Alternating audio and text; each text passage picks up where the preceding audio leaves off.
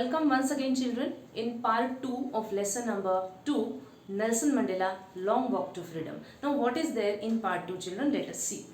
Here, he has written about twin obligations. Obligations मतलब क्या? अपने responsibilities, अपनी duties. ठीक है? तो according to our inclinations, the obligations define our life. Means what? See, according to inclination. Inclination मतलब अपना झुकाव किस तरफ है.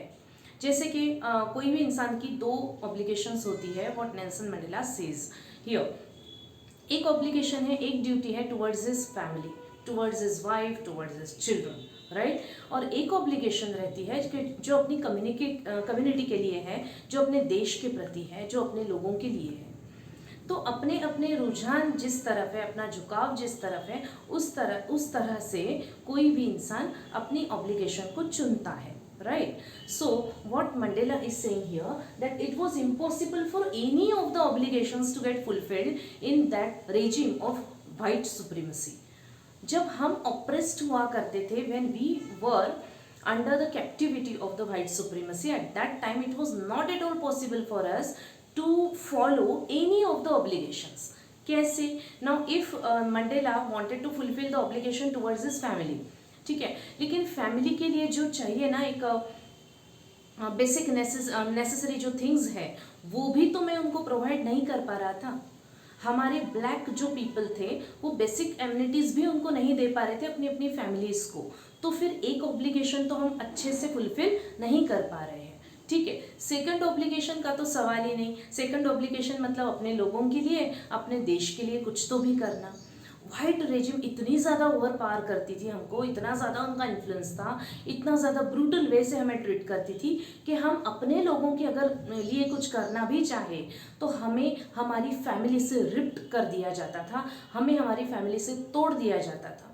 मीन्स व्हाट, हमारा ना पूरा उनसे नाता ही टूटता था. हमें कहीं और फेंक देते थे वो लोग कि भाई तुम ये बहुत ज़्यादा पर्सन रिबेल काइंड का है, तो इसको ना यहाँ पे अभी नहीं रखना है.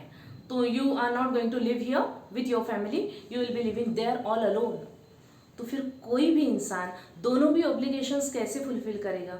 फैमिली के लिए भी नहीं कर पा रहा क्योंकि बेसिक थिंग्स ही नहीं मिल रही है, और सोसाइटी के लिए तो बात ही नहीं है, right. Then twilight existence of secrecy and rebellion. लेकिन मंडेला बोलते हैं, तो मेरा ना ऐसा हो गया था कि मैं ट्वाइलाइट मीन्स व्हाट चिल्ड्रन, आपको मॉर्निंग पता है, राइट. मॉर्निंग के पहले का जो टाइम है 5:30 AM, थोड़ा थोड़ा सा लाइट होता है, दैट इज कॉल्ड डॉन.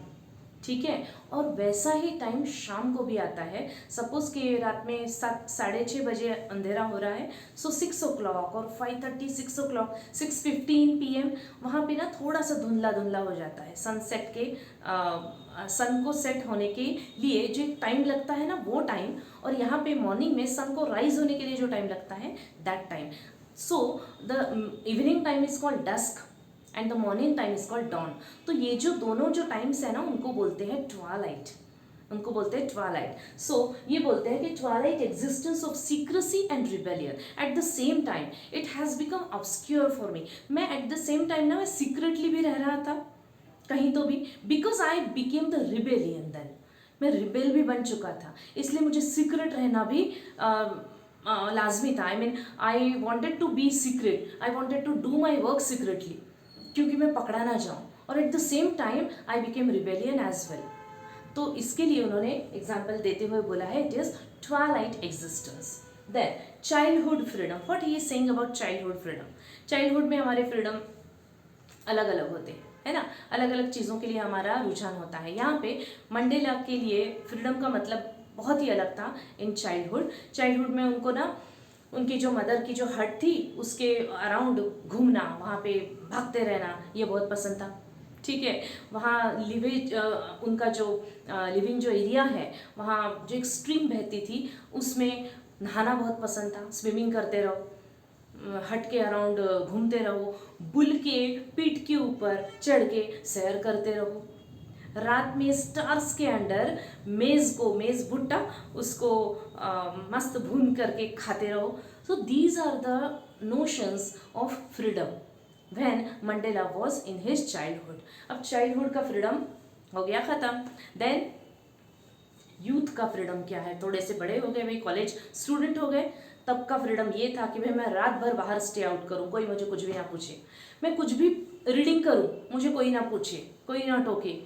ये चीज़ें थी जब वो थोड़े से बड़े हो गए। Then adult freedom, adult freedom तब भी उनके मन में ना नेशन और अपने लोग ऐसा कुछ भी नहीं आया था, he was just like a normal person. ठीक है, तो एडल्ट का फ्रीडम, एडल्टहुड का क्या फ्रीडम है कि भाई मेरे अर्निंग के लिए अब मुझे कुछ करना चाहिए कि अच्छे से मेरी ज़िंदगी चल पाए, शादी कर लेनी चाहिए ताकि मैं मेरा घर बसा सकूं। ये एक फ्रीडम के नोशंस थे। लेकिन बाद में आई found complete change in my self. वो बोलते हैं कि पूरा चेंज मैंने, जब मैं एडल्ट हो गया, एकदम बहुत ज़्यादा ऐसे मैन हो गया ना, तब मेरी जो नोशंस थे, I found that those notions were completely wrong. क्योंकि मैं खुद भी अंडर कैप्टिविटी में हूँ वाइट सुप्रीमेसी के, प्लस मेरे जो भाई बहनें हैं, जो ब्लैक पीपल है, वो भी तो अंडर कैप्टिविटी है, और हम सबके अराउंड एक चेन है।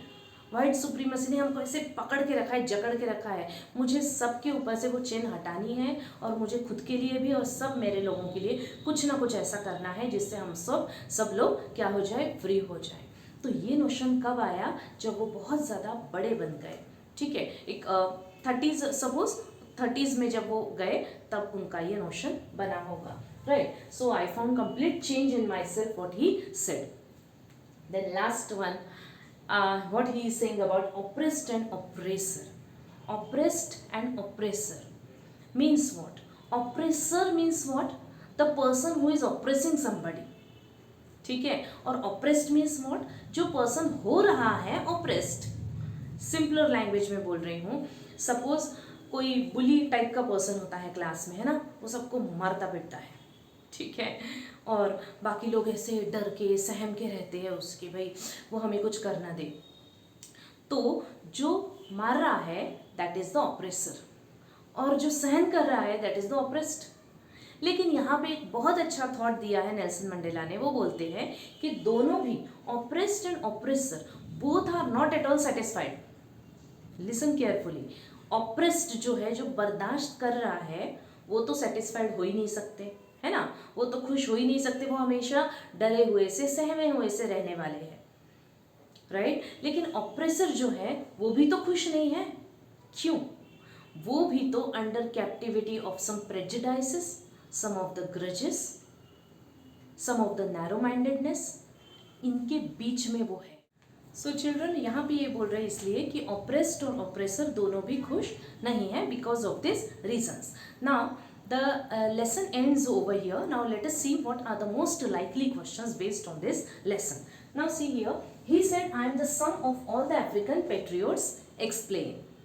Sum of all the African patriots. जैसे मैंने आपको एक एग्जाम्पल दिया था इन पार्ट 1 के 1 + 1 + 1 9 तक, ये एग्जाम्पल आपको नहीं लिखना है बिल्कुल भी। What is the language of Nelson Mandela? That only you have to write down.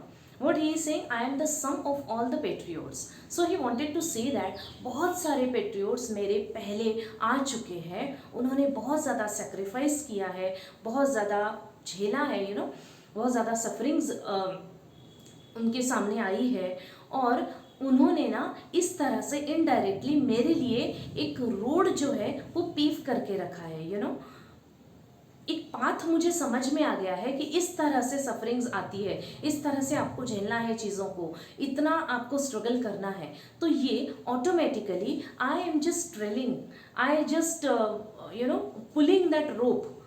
ये जो उन्होंने पक्का एक बना दिया था, एक माइंडसेट कि भाई इस अगर आपको कुछ करना है अपने देश के लिए तो आपको ये सब चीज़ें करनी पड़ेगी। ये पेट्रियोट्स ने अपना एक एग्जाम्पल देकर हमें वो ऑलरेडी इनडायरेक्टली बता चुके थे। तो मैंने क्या किया है, मैं सिर्फ उनके पाथ पे चला हूँ, and that is why he is saying very humbly that I am just the sum of all the patriots. Next question is, describe courage according to Mandela. Describe courage. Courage is what? Courage is not the absence of fear but the triumph over it. Courage is not the absence of fear but the triumph over it. ये sentence वहाँ पे अपने answer में आना चाहिए, ना कि वो कॉकरोचेस का example. Please don't write that. ये तो मैंने आपको जस्ट एग्जाम्पल के लिए समझाने के लिए बोला था, वो एग्जाम्पल आपको नहीं लिखना है, ठीक है।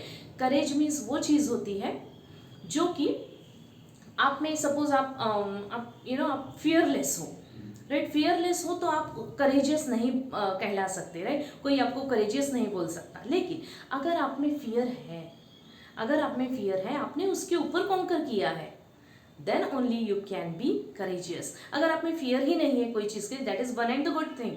I am not saying that it is bad, लेकिन कंपैरेटिवली वो पर्सन अगर जिसमें करेज है, जिसमें फियर है और वो कॉन्कर कर रहा है ना करेज को, वो कॉन्कर कर रहा है अपने फियर को, तो वो पर्सन और आप, ये दोनों में जो डिफरेंस है उसमें अगर हम कंपेयर करते हैं तो ये पर्सन आपसे ज़्यादा करेजियस होगा। Then the oppressor and the oppressed both are dissatisfied, who would be the satisfied one. हमने अभी देखा कि ऑप्रेस्ड एंड ऑप्रेसर दोनों भी तो सेटिस्फाइड नहीं है, तो फिर सेटिस्फाइड कौन होगा भाई? Suppose I am the oppressor, right, तो मैं तो सेटिस्फाइड हूँ ही नहीं। क्यों? क्योंकि हम लोगों को टॉर्चर कर रहे हैं, लोगों को परेशान कर रहे हैं। So we are not the and suppose we are not the oppressors here. अगर हम ऑप्रेसर ही नहीं हैं, अगर हम ऑप्रेसर हैं तो हम तो परेशान रहेंगे, क्योंकि हम हेट्रेड के अंडर है ना। हेट्रेड हम पे भारी पड़ रहा है, हम पे हावी हो रहा है। लेकिन अगर हमारे अंदर हेट्रेड है ही नहीं, हमारे मन में सबके लिए प्यार है, तो हम तो सेटिस्फाइड होंगे ही, राइट। तो हमें ना सबके लिए प्यार, मन में बहुत ज़्यादा शांति होनी चाहिए, तब जाके हम सेटिस्फाइड बोल सकते हैं खुद को।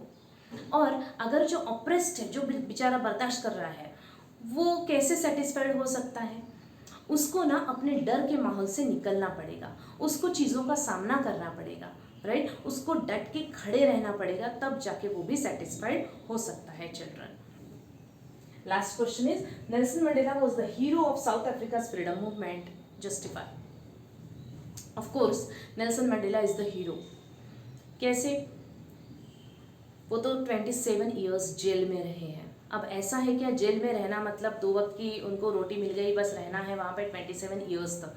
क्या किया होगा उन्होंने वहाँ पे रह के? सिर्फ रह रहे हैं? नहीं, सबसे पहले तो उन्होंने बर्दाश्त किया होगा, है ना, अलोननेस बर्दाश्त किया होगा।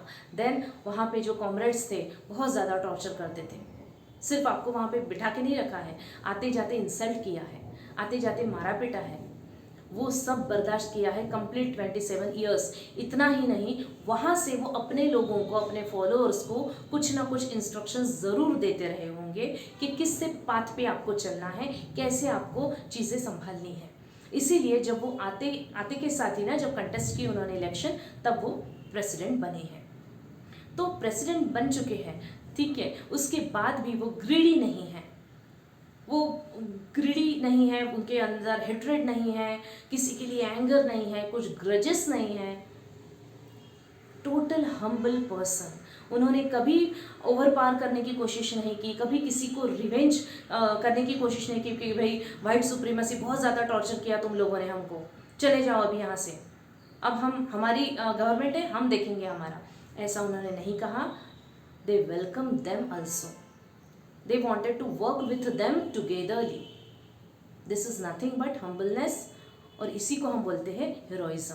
इसलिए हम बोलते हैं कि भाई वो हीरो है, right children. So here the lesson ends. Now let us see what are the difficult words based on this. Now children, let us see some of the difficult words here from the lesson. One is dawned. Dawn means to begin. Dawned means to begin. Glory, glory, great admiration. Great admiration. Privilege. Privilege means special right. Reign. Reign means to rule. Reign means to rule. Precision. Precision means definiteness or accuracy. Okay. Sixth one is bedecked. Bedecked means decorated. Bedecked means decorated. Unintended. Unintended is not planned, which is not at all planned. That is unintended. Triumph. Triumph means great victory. Triumph is great victory. Grimaced. Grimaced means very serious. Grimaced, very serious. Glimmer. See, these two are different words, children. Grimaced means very serious and here glimmer, glimmer means flash or glitter. Okay. Ripped means to tear or to remove. Ripped means to tear or to remove. Twilight, obscurity, धुंधलापन, that is twilight. Then yearned means to crave, बहुत ज़्यादा किसी चीज़ के लिए desire होना, that is yearning or craving. And last word is animated means motivated, right? So if you want to take the snap of it, you can, children. Now here we have come at the end of this lesson. All of the summary I have told you. If you have any doubt, you can ask me in the comment box, and please do like, share and subscribe my channel. Thank you so much.